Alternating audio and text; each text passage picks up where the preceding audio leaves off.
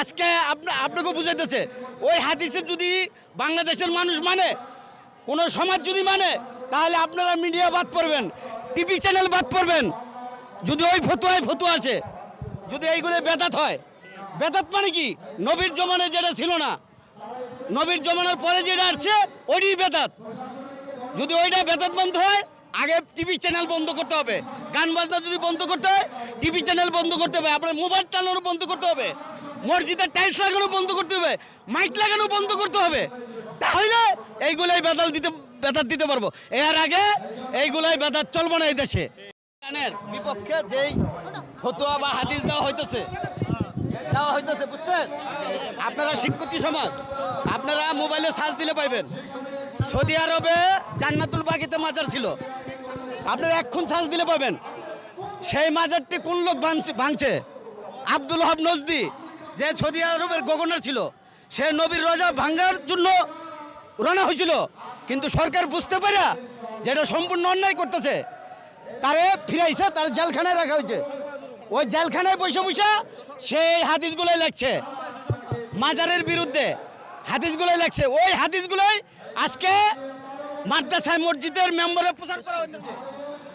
ওই হাদিসগুলো দিয়ে এই দেশে চলবো না। কারণ আমরা সকল ধর্মের লোকের ঘরে টিভি আছে, আমরা ওখানে খবর দেখি, দেশের খবর রাখি, ওখানে আমরা বিনোদন দেখি। আজকে মাজারে কি হয়? মাজারে হলো জিয়ারত। আজকে তারা ওই জাল হাদিস দিয়া মসজিদের মেম্বরে প্রচার করতেছে। কারণ আমাদের যে সুফিবাদ, এই সুফিবাদে কোরআন হাদিস আমাদের পক্ষে, কিন্তু হলে কি হবো? প্রচারটা হলো পক্ষে।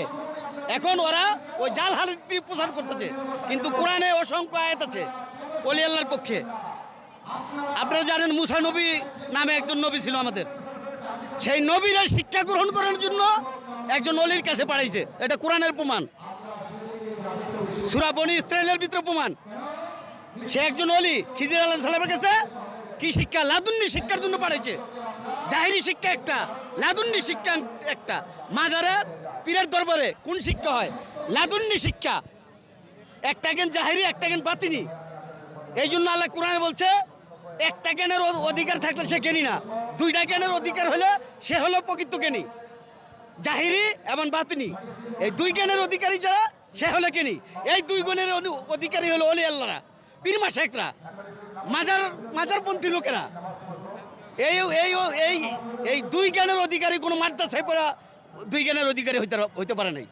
যদি এই দুই জ্ঞানের অধিকার হইতে পারতো, তাহলে মুসা আলাইহিস সালামরে আল্লাহ খিজির আলাইহিস সালামকে পাঠাইতো না এই লাদুন্নি শিক্ষার জন্য। এই লাদুন্নি শিক্ষার জন্য এক স্রষ্টা হলো সর্বক্ষমতার মালিক, সর্বজ্ঞানী। স্রষ্টার কাছে জ্ঞান নাই, এমন কোনো জ্ঞান নাই। সেই স্রষ্টাই পাঠাইছে নবীরে একজন অলির কাছে জ্ঞান শিক্ষা করার জন্য। এখানে কে বড় কে ছোট এটার বিষয় না, নবী বড় না অলি বড় এটার বিষয় না। এটা হলো জ্ঞান।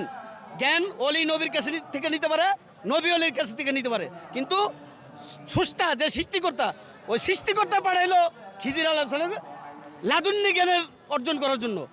আজকে আমাদের বিরুদ্ধে কারা কারা কারা রুখে দাঁড়াইছে, কারা প্রতিবাদ করছে? তাদের কাছে দুই জ্ঞানের অধিকার নাই। কোরআনের মানি তারা বুঝে না, কোরআনের অর্থ তারা বুঝেন না। পবিত্র কোরআন হলো মানুষের কল্যাণের জন্য, হলো পবিত্র কোরআন। আজকে তারা এই কোরআন রিসার্চ করে তারা তাফসীর করে নিয়ে গেছে অন্যদিকে।